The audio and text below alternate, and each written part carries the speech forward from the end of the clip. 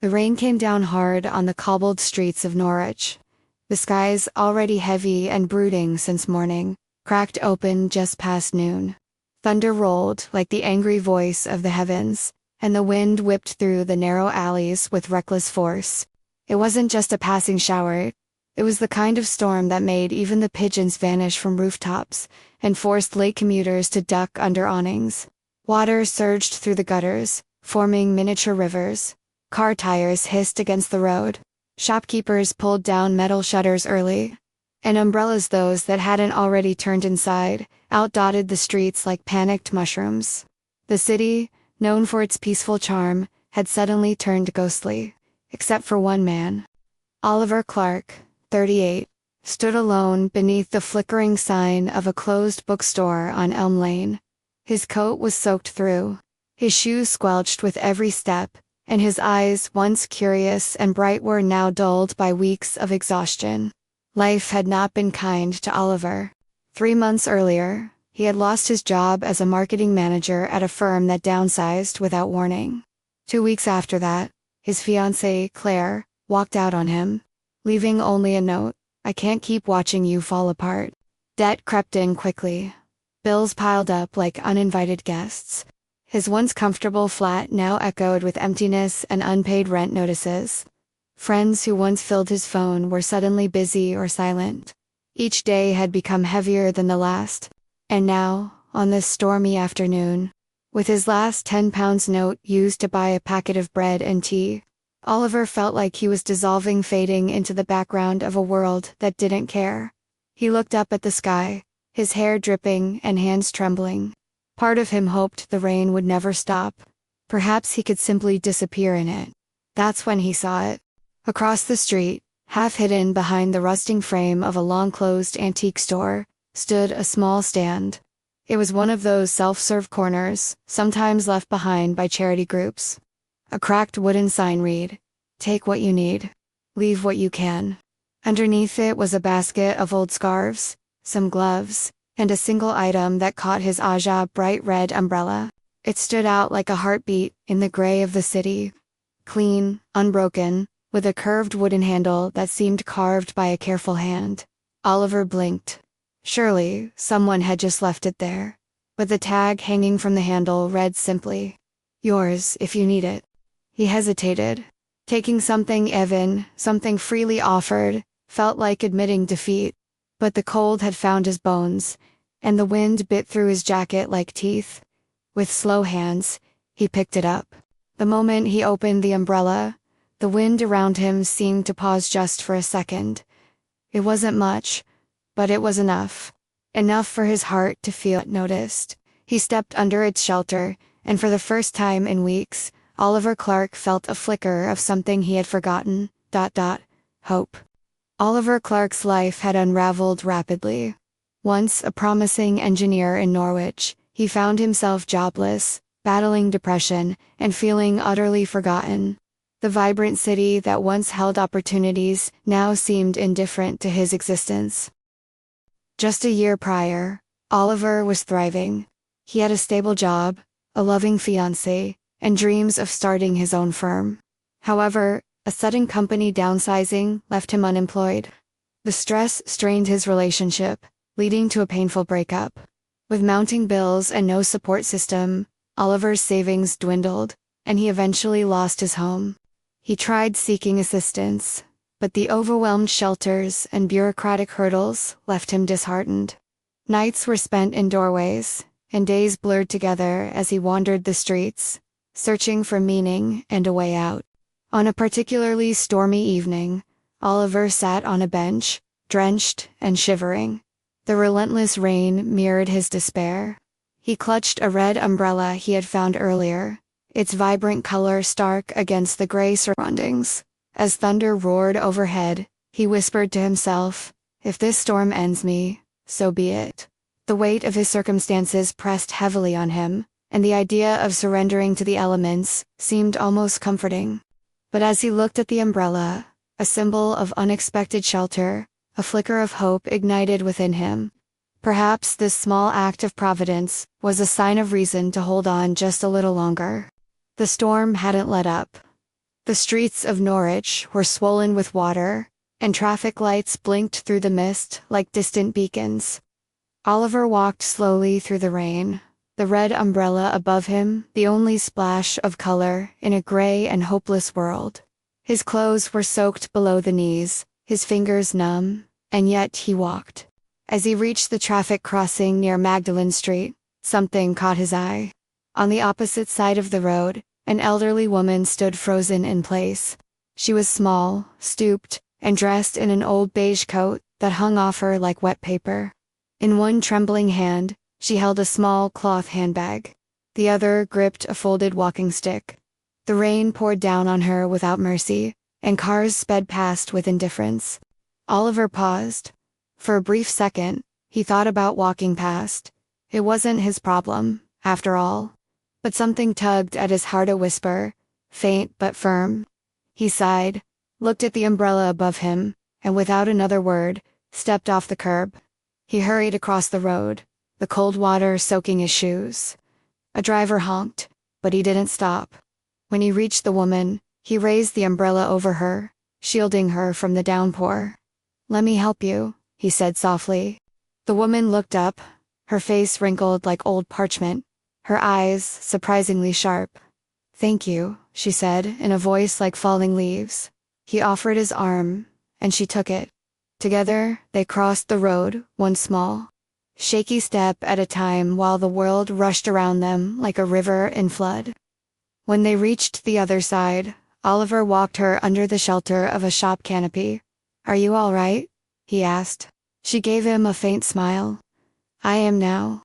Oliver didn't let go of the umbrella. He held it firmly over her until the last drop of rain had slid from her shoulders. People walked past, but no one noticed them. The woman opened her bag and pulled out a small cloth. She dabbed her face and adjusted her coat. "That was kind," she said. Oliver shrugged, uncomfortable with praise. "It's just an umbrella. It's more than that," she said. "You could have walked by. Many would have. Most did." He looked down. "Honestly, I wasn't even sure why I stopped." The woman tilted her head. "Because something in you still listens to the voice that tells you to care. That's rare." He said nothing. For a moment, the rain seemed to quiet around them. "Where are you headed?" he asked. She smiled again. "Nowhere urgent, just needed to get across." He nodded. "Well, I should probably..." But before he could finish, she reached into her handbag. She didn't take out money, nor an address or a phone. What she pulled out was a small, folded piece of parchment soft from age, yellow at the edges. She placed it in his hand. "Read this later," she said, "when you're dry and alone." Oliver stared at the paper. "Why?" "Because today wasn't about rain," she said. "It was about choice. Life doesn't test you with thunder and lightning, it tests you with moments like these, when no one is watching, when you could walk away and no one would blame you, and still, you stayed." She reached out and closed his fingers over the note. "Thank you," she said again. "But remember, this storm may have been meant for you. To find out who you are beneath the cold." With that, she stepped away and vanished into the fog like a ghost. Oliver turned to follow, but she was already gone. The rain slowed. The air felt still. And for the first time in days, Oliver felt something stir in his chest, not just warmth, but a strange sense that something had changed. He looked down at the note and knew it was going to matter. The rain eased into a drizzle, the clouds thinning like smoke after a fire. Oliver stood beneath the awning, fingers wrapped around the folded parchment the old woman had handed him. For a few seconds, he didn't move. His eyes lingered on the damp street where she had walked away moments ago. Then something unsettled him. He turned to look again, to wave, to thank her properly, to ask who she really was. But she was gone. Not just gone as in walked around the corner or vanished into a shop. Gone, completely. The streets stretched out in both directions, quiet and half empty. A few people milled about, huddled under coats or umbrellas. A cyclist zipped past. A delivery van turned onto a side road. But there was no sign of the old woman in the beige coat. His heart picked up. He stepped into the street, the rain forgotten, scanning both sides. "Hello," he called. No answer. He jogged back across the road they had just crossed, squinting to see through the mist. Nothing. No figure in beige. No sign of a frail woman with a handbag and cane. She hadn't gone far. She couldn't have. She was too slow, too old, and yet, she was no longer there. A strange chill swept through him, not from the weather, but from something deeper. Something that gnawed at the edges of reality.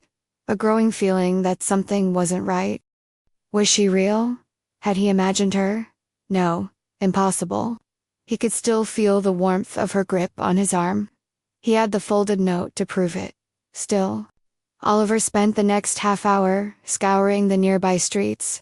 He checked shop entrances, bus stops, alleys behind parked cars anywhere. An old woman might have wandered or sought shelter. He even asked around. "Excuse me," he said to a man exiting a bakery. "Did you happen to see an elderly woman pass by here?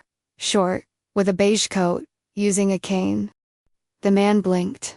"Not that I remember. Just folks hurrying to get out of the rain." At the corner grocery, a young clerk replied, "No one like that came in here. Just you." A street sweeper near the junction frowned. "Old lady. Nope. I've been here the last 20 minutes. Haven't seen anyone but you, mate." Confused and unsettled, Oliver returned to the very spot they'd crossed. The road was wet and shining under the dull glow of the afternoon. The traffic lights blinked yellow. His red umbrella stood out like a single flame in a world of ash. Where had she gone? His hand clenched around the folded parchment in his coat pocket. That note, whatever it was now, felt like something sacred. He didn't read it, not yet. Somehow, he knew it had to wait. That night, Oliver slept in a small shelter, run by a charity off Prince of Wales Road. The volunteers there gave him a warm meal, and for the first time in weeks, he was allowed a hot shower. Yet, even beneath the dry blankets, he couldn't sleep. His mind returned again and again to the strange woman, and the words she'd said. "This storm may have been meant for you." What had she meant by that? Was she just a kind stranger? Or was she something else entirely? The next morning, Oliver stood in line at a corner shop, clutching a paper cup of cheap coffee. Near the register, a local newspaper caught his eye. The headline made him freeze. "Mystery woman vanishes in broad daylight. Witnesses baffled." His mouth went dry. He snatched up a copy and stared at the front page. There it was, an article reporting that a passerby had seen an elderly woman standing at a crosswalk near Magdalen Street, looking lost and confused during the storm. The witness had turned to help her, but she had vanished before they reached her. Several people had reported seeing a woman in beige, but no camera footage could confirm it. One CCTV clip, reviewed by police, showed Oliver crossing the road alone, no one beside him. His hands trembled. He knew she'd been there. He had spoken to her, had helped her, had held her arm. But now even cameras claimed otherwise. Was he losing his mind? Then he remembered the note. He pulled it from his coat pocket, now slightly crumpled and soft from the rain. He stared at the outside for a long time before slowly unfolding it. The paper was old, handwritten in delicate cursive. It read, "Sometimes, storms carry angels in disguise. You passed your test. Life has not forgotten you. Follow the signs, Oliver. You were meant for more." His breath caught. There was no signature, no address, just that strange message. He folded it again, hands cold and sweaty. Everything felt surreal. Yet something had shifted. He didn't know how, but he knew his life was no longer on the same path it had been the day before. Oliver sat alone on a worn bench just outside Norwich Cathedral, the early morning sun peeking through stubborn gray clouds. The events of the previous day still haunted him, especially the mysterious disappearance of the old woman and the strange notes she'd left behind. He had read her message a dozen times now, tracing each letter as if it might suddenly explain everything. But answers didn't come easy. He rested the red umbrella against his knee, absent-mindedly tapping it. It had become his only possession of value. It was more than a shield against the rain, it was a symbol of change, of mystery, of hope.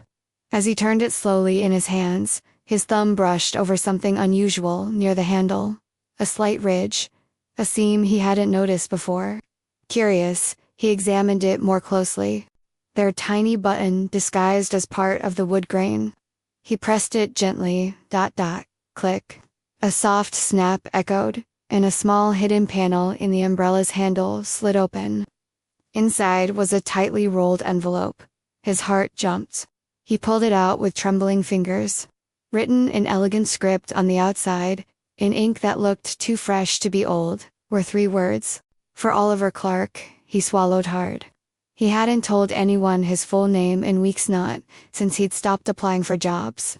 Not since he'd given up trying to explain himself to strangers. He looked around, half expecting someone to be watching him. But he was alone. Alone, yet unmistakably seen. Hands shaking, he broke the seal and opened the envelope. Inside was a letter, carefully handwritten in dark ink. It read, "Dear Oliver, you do not know me, but I know you. You were not meant to drown in the storm. You were meant to wake up in it. This umbrella was never lost. It was waiting. You have 1 week to change your life. Start with the contents of this envelope. Follow the map. Help the names. Reclaim your story. And above all, trust the journey." A friend of the forgotten fault text. Oliver stared at the letter, his thoughts spinning. What was this? Some prank? A social experiment? A hidden camera game? But it didn't feel like any of that. It felt real. And deeply personal. He reached into the envelope again. There were 3 things left inside. First, a folded slip of paper, hand-drawn map. Second, a small stack of crisp banknotes, 50 pounds in total, all in fresh tens. Third, a short handwritten list. 1.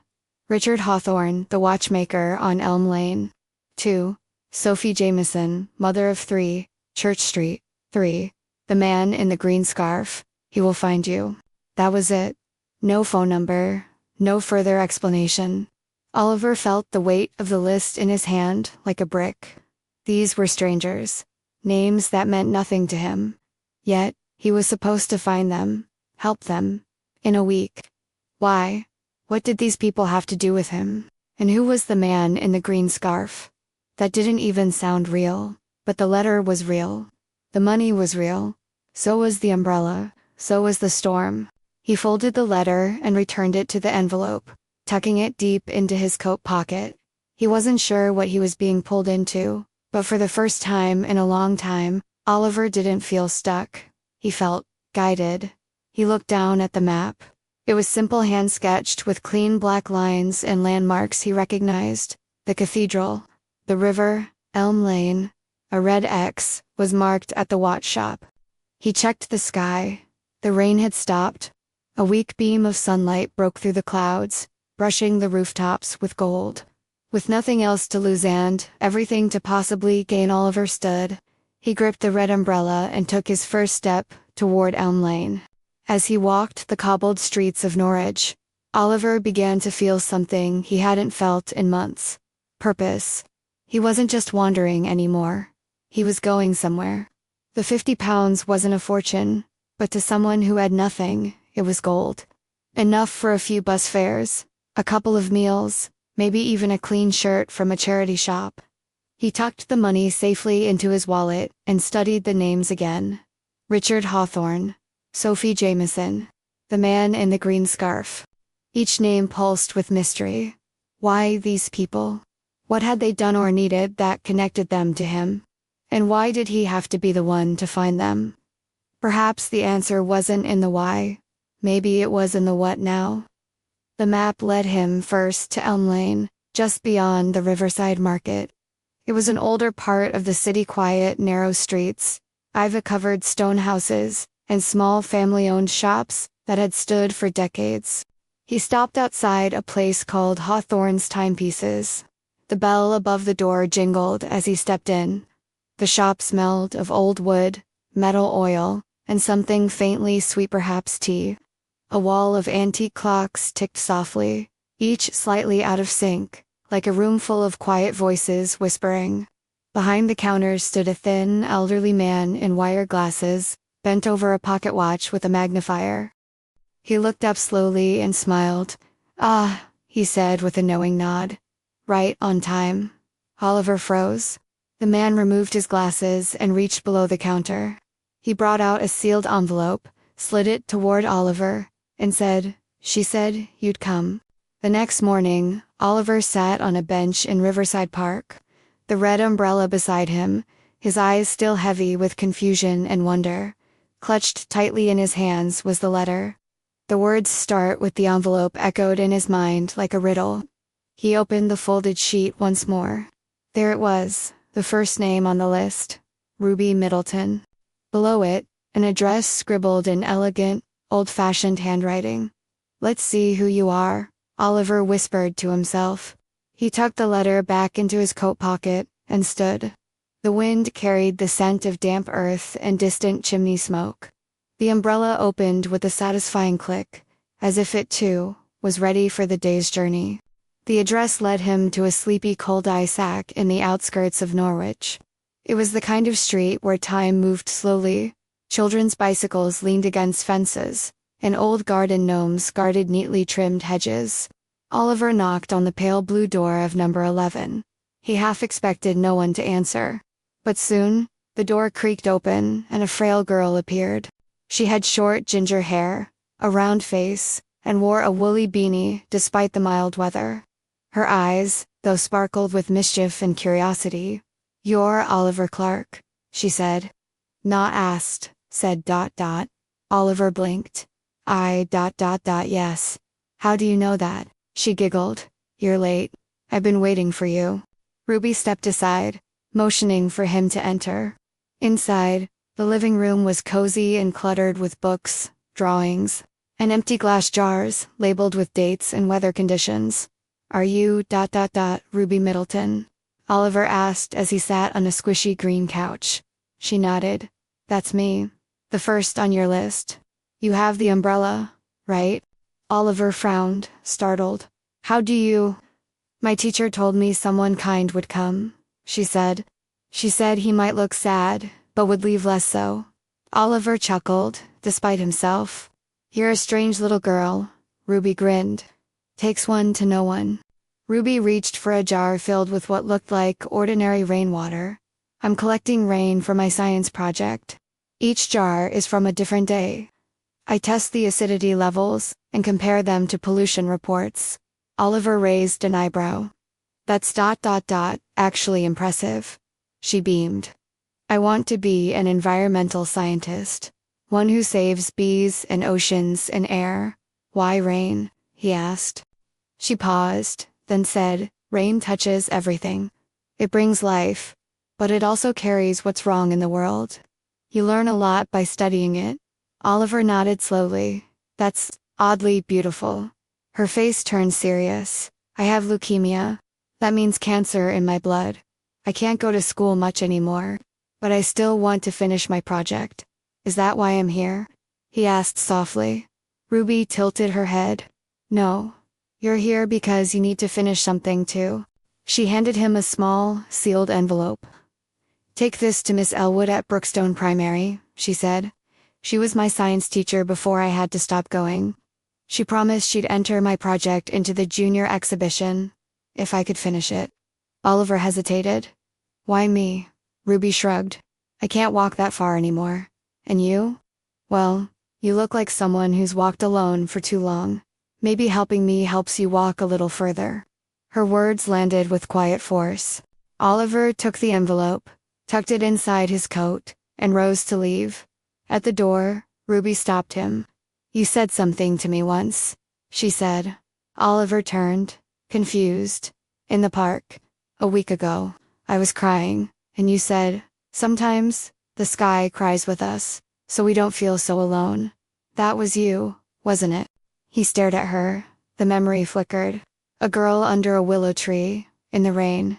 He had passed her by and said those very words, never expecting them to matter. Ruby smiled. Your words meant everything that day. Don't forget that. Oliver delivered the envelope to Miss Elwood, a gentlewoman with silver glasses and eyes that softened when she read Ruby's note. She worked so hard on that project, she murmured, even through her treatments, double quotes. Tears welled in her eyes. We'll make sure it gets in. As Oliver stepped back into the street, he felt something inside shift. Not a roar, not a thunderclap, just a quiet warmth. For the first time in years, he felt useful again. He looked up at the gray sky, the red umbrella twirling in his hand. One name down. 6 more to go. The rain came down in waves, as if the sky itself was determined to cleanse the world below. Oliver Clark stood at the window of a modest cafe in Norwich, the red umbrella propped beside him. The map from the envelope was unfolded on the table, its creases deep from frequent use, and the list of names lay next to it 6, crossed out, for still waiting. He took a sip of lukewarm tea and stared out at the street, watching droplets dance in puddles. Each name he had visited so far, each face he had encountered, left behind a quiet warmth in his chest. It was strange how something as simple as an umbrella and a list of strangers could bring him back from the edge. But it had, and it wasn't done yet. What began as a mystery had become a mission. As Oliver made his way down the list, he realized something astonishing. Every person he visited had already crossed paths with him, sometimes recently, sometimes years ago, but he had never known the depth of the impact he had made. The next name was Daniel Cross, a rideshare driver. Oliver found him waiting by a petrol station just outside town. As Oliver climbed into the passenger seat, Daniel gave a curious glance. You look familiar. I get that a lot, Oliver said with a faint smile. They drove in silence for a while, until Oliver gently handed him the folded envelope with his name. Daniel's hands trembled as he opened it. Inside was a photo taken years ago, Oliver handing him a tissue and a bottle of water on a rainy night when he had pulled over. Sobbing, on the side of the road, he had just found out his wife was leaving him. You stayed with me, Daniel said, voice shaking. I didn't even know your name. You just sat there in the rain. You told me I was worth more than one bad chapter. Oliver blinked, slowly remembering the night.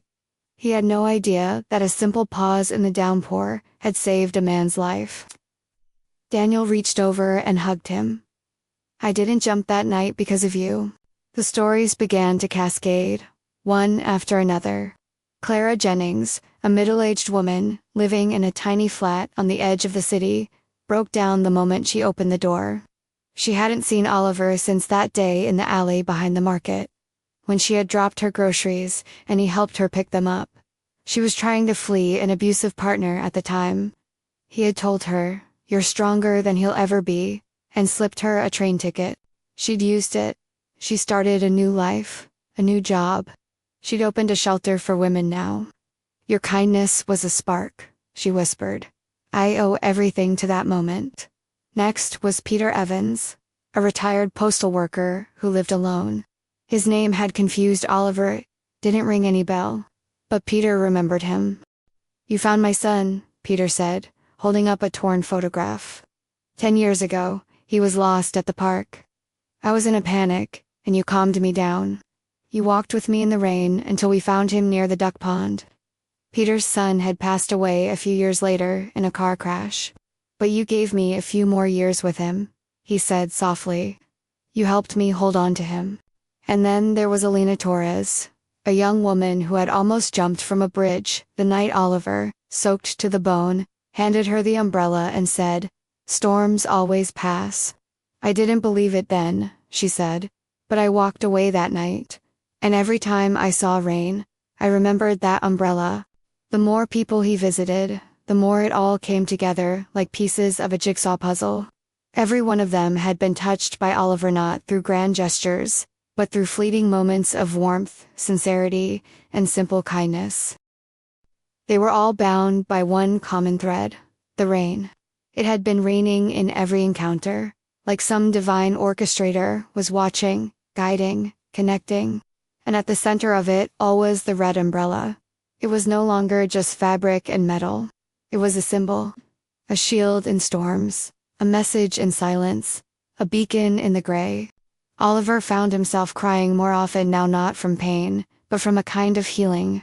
For so long, he had thought his life meant nothing, that he was a burden, a mistake, a man the world had forgotten.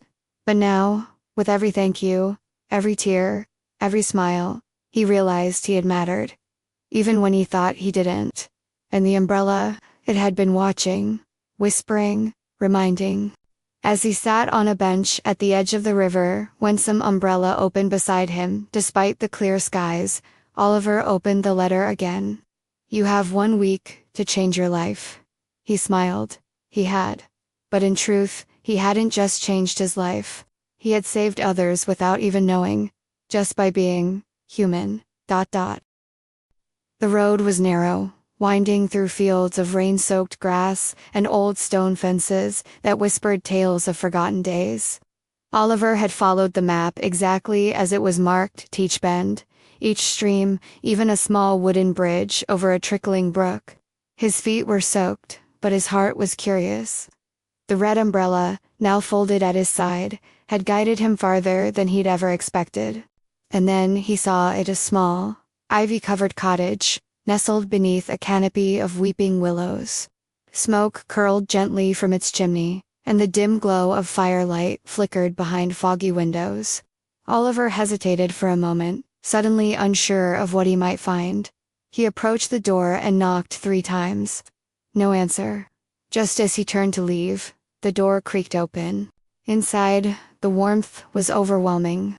A fire crackled in the hearth, casting dancing shadows on shelves filled with books, old photographs, and an assortment of peculiar umbrellas.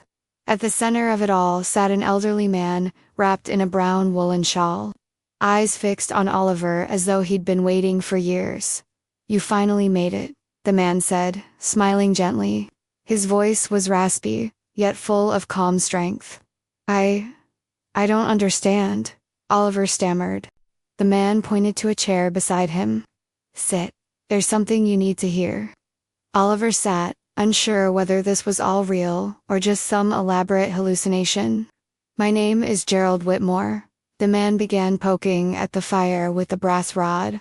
"And you saved my life 31 years ago." Oliver blinked, confusion spreading across his face. "That's impossible. I was a child." Gerald nodded. "Exactly. I was ready to jump that night from the bridge outside this village. I had lost my wife. My son had stopped speaking to me, and I had nothing left. But then I heard a child crying. You had gotten separated from your father during a storm. I climbed down the embankment and found you, soaked and shivering." Oliver's breath caught in his throat. Memories flickered, vague flashes of that night, a stranger lifting him into warm arms. "You looked at me," Gerald continued, "and said, 'Don't go. My daddy will come back.' And he did. But what you didn't know was, those words saved me. That moment gave me reason to keep going." Gerald stood and walked slowly to a carved wooden chest at the base of a bookshelf. He opened it carefully, like it held treasure. Inside were umbrellas, red ones, blue, green, each one tagged with a name, a date, a memory. He lifted a red umbrella, faded old, with a wooden handle worn smooth from years of holding. "This was mine," he said, handing it to Oliver. "When someone saves, another soul truly saves. Then we pass this along. We pass the umbrella. It becomes more than just shelter from the storm. It becomes a torch." Oliver was silent, staring at the umbrella he had picked up that day near the shop. His heart pounded. "So you gave it to someone I once helped, and they passed it on to. Eventually, it found its way to you because it was your time, your chance to remember who you are, to help others, to heal." Oliver leaned back, the fire's glow bathing him in soft light. "You see," Gerald whispered, "there is a secret lineage of kindness in this world. Quiet, hidden, not for fame, not for fortune, just for good. You are part of that now." Oliver left the cottage hours later, the sky beginning to clear, the clouds parting like curtains after the end of a beautiful performance. He looked back once. Gerald stood at the doorway, waving gently, before disappearing into the warm light of the home. In Oliver's hand, the umbrella felt different now. Just a possession, but a promise. A promise to carry on a legacy that asked for no reward. Only love. It had been nearly a year since Oliver Clark stood at the edge of despair on the rainy streets of Norwich. Back then, he was a broken man, lost, hopeless. But today, he stood tall in the same city, only this time, with purpose. The umbrella hadn't just shielded him from the rain. It had opened doors to memories, to redemption, and to a hidden world of kindness. But now, he realized, the journey couldn't end with him. It had to grow. It had to reach others. And so, the Umbrella Society was born. It started quietly. He rented a small room above a cafe near the market square, just enough space for a desk, a few chairs, and a pinboard filled with names and faces. The red umbrella, his symbol of hope, was placed by the window where anyone walking by could see it. He didn't advertise it as a charity or foundation. It was something different. Something deeper. He created a motto: rain will come, but you don't have to face it alone. Word spread fast. People curious about the story of the homeless man turned helper, of the girl with cancer, of the umbrella that changed lives, started showing up. Some were silent, some wept, some simply needed to sit and feel warmth. Oliver listened, to every broken story, to every quiet tear, to every person who had once stood where he had. He didn't try to fix them, he simply offered what had once been offered to him: kindness, shelter, time, and belief. Within months, Oliver was invited to speak at local events, church halls, community centers, even schools. At first, he was nervous. His hands trembled every time he held the mic. But each time he looked into the eyes of people who were hurting, he remembered Ruby, the girl with the rain jars. He remembered the mother on the bridge, the woman at the crossing, Gerald in the cottage. He told them about the umbrella. Not just the object, but what it meant. About how one simple act, holding an umbrella over an old woman, had unlocked a chain of miracles. You don't need to change the world, he told them. Just change one person's rainy day. He began training volunteers, people from all walks of life. Retired teachers, ex-addict students, jobless fathers. He didn't train them to preach or fix problems. He trained them to listen, to be present, to show up when others walked away. And they began to leave umbrellas around the city. It started as an experiment. Oliver wrote a short letter, folded it, and tucked it inside a tiny waterproof pouch attached to the inside of a red umbrella. He left it on a park bench. The note read, "If you found this, maybe you're looking for something more. This umbrella was left here with love, by someone who's been where you are. You are not alone. Visit the Umbrella Society. Rain doesn't last forever." The next day, the umbrella was gone. But 2 days later, a woman came to the office. Her hands trembled as she held up the note. "I was going to end my life," she whispered, "but I sat down and read this. I waited instead." That was all the proof Oliver needed. Soon, dozens of umbrellas, blue, red, yellow, began appearing across Norwich, on stairwells, in cafes, near hospitals, bus stations. Each one held a message of hope. Some had phone numbers. Some offered warm coffee. Others simply said, "You are seen. You are loved." The movement grew. They were no longer just a society. They were a family. A silent revolution of kindness, walking under umbrellas, through life's darkest storms. Oliver often stood by the window of his small office, looking at the wet streets below. He used to fear the rain. It had once mirrored the chaos inside him. But now it was beautiful. Because for every drop that fell, there was someone, somewhere, lifting an umbrella for a stranger. And that's what mattered most.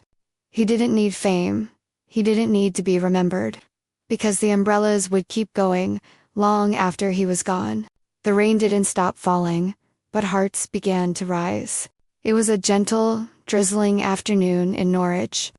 The city was alive with its usual chaos, buses humming, people wrapped in coats, puddles reflecting gray skies. But for Oliver Clark, the day felt strangely still, like the world had paused for breath. He was walking past the exact street crossing where it had all begun, the place where a broken man had once stopped to help a frail old woman across the road. The memory was carved into his mind like an engraving on stone. That day, that single act, had triggered a chain of events that reshaped not only his own life but the lives of dozens of others. He paused there now, not out of nostalgia, but because she was there again, the old woman. Same gray hair, same old-fashioned coat, same slow steps, and delicate hands clasped around a leather handbag. She stood at the edge of the road, facing the same traffic light, as if time had looped back on itself. Oliver froze. He rubbed his eyes, thinking it was a trick of the rain. But no, she turned and smiled. That same warm, knowing smile that had haunted and comforted him in equal measure. He hesitated. 1,000 questions bubbled inside him. Was she real? Had she ever been? And if so, why now? He stepped forward, heart thumping, the red umbrella still in his hand. As he approached, the woman turned slightly toward him, her eyes bright and unclouded despite her age. "You've done well, Oliver," she said softly, her voice calm and certain. Oliver blinked. You remember me?" She chuckled gently, as if amused by the question. "Of course I do. I never forget the ones who pass the test." He stepped closer, still unable to believe what he was seeing. "Who are you? I tried to find you. After that day, you just disappeared." The woman looked up at the cloudy sky, and then back into his eyes. "I wasn't meant to be found," she replied, "because I was never lost." She reached out and gently touched the red umbrella in his hand, the one he had used to shield her so long ago. "That umbrella found its way to you for a reason. Not because you needed saving, but because you needed remembering. And now," she leaned in closer, almost whispering, "now, you're the one saving lives." Oliver's throat tightened. It wasn't just the words, it was the weight behind them, the knowledge, the truth. She wasn't just a woman crossing a road that day. She was something else, a guardian, an angel, a guide. He didn't know, he couldn't know, and maybe he wasn't supposed to. He wanted to say more, to ask the questions that had sat inside him, like stones at the bottom of a well. But when he turned his head for a second to wave off a taxi that splashed nearby, and then turned back to her, she was gone, completely, vanished. No footsteps, no figure, no sign she had ever stood there. Oliver spun in every direction, scanned the crowd, called out, nothing. Just the wind, the drizzle, the whisper of tires across wet pavement. And then, as he stood there, heart pounding, a child brushed past him and pointed up. "Look, a rainbow." Oliver looked skyward and, sure enough, arched across the gray clouds, was a thin, perfect rainbow. Faint, yet clear, like a quiet nod from the universe. He stood there for a long time, drenched in thought and rain. Was she ever real? Or was she a symbol sent to test the strength of a man who had almost given up on everything? He would never know. But what he did know was this: she had given him a reason to live. And in doing so, she gave him the power to help others live too. Back at the Umbrella Society office later that evening, Oliver placed the red umbrella, the same one from that first rainy dine, to a glass case at the front of the room. A plaque beneath it read, "The rain will come, but so will kindness." And from that moment on, Oliver Clark didn't chase answers anymore. He became the answer, for the lost, for the hurting. For anyone who stood in the rain, waiting for someone to notice. And maybe, just maybe, one day, someone else would see a stranger at a crossing, and they would lift their umbrella, and begin a new story. She disappeared as suddenly as she came, but she left behind a storm that turned into sunshine. A broken man who became a lighthouse, and an umbrella that didn't just protect, it transformed. Some people come into your life like rain, sudden, cold, and overwhelming. Others come like umbrellas, quiet, unexpected, and life-saving. Oliver Clark was both. Oliver Clark never planned to become a symbol. He never expected to lead a movement, to speak to crowds, or to see lives saved because of something so small, a red umbrella. But that's the truth about change. It doesn't begin with a revolution. It begins with one person, in one moment, making one choice. A choice to care, to act, to notice someone else in the rain. When Oliver helped that old woman across the road, it wasn't an act of heroism. It wasn't dramatic. It was a small, ordinary decision, a flicker of kindness from a man who thought his own flame had long gone out. But that simple moment, that single act of shelter, sparked something extraordinary. Because what we often forget is this: a small act, when done with heart, has a ripple effect larger than we can ever measure. It can save a life, or inspire one, or restore one that's been lost in silence. We all carry something: pain, loss, loneliness, fear. Some people's storms are loud and visible, but for others, the rain is silent. It pours inside, soaking their spirit while they smile on the outside. The truth is, everyone is walking through rain. You might not see the clouds, you might not hear the thunder, but it's there. In the tired eyes of the cashier who still smiles, in the student sitting alone in the cafeteria, in the neighbor who hasn't answered the door in days. And sometimes, what they need isn't a miracle, just an umbrella, a gesture, a word, a smile, a hand reaching out, saying, "You're not alone. Stand under my shelter for a while." Oliver had been drenched in his own sorrow, but when he gave cover to someone else, he found that he himself had begun to dry. And isn't that the beauty of kindness? It protects others, but heals you too. There were days Oliver had felt like nothing, a failure, a forgotten name, a man whose worth had been used up and thrown aside. But now, looking back, he realized the moments he thought meant nothing to others were the very moments that had saved them. The kind word he spoke to a girl in the hospital waiting room, she said it kept her from giving up. The smile he offered a lost teenager at the shelter. That teen went home and reunited with his family. The old man he bought soup for in the storm. That man turned out to be the one who started it all. Oliver wasn't useless. He had been someone's reason to try again, to believe again, to live. So if you're watching this, and you're feeling small, invisible, broken, remember this: you might be the only lifeline someone has. You don't need to have money, or power, or even answers.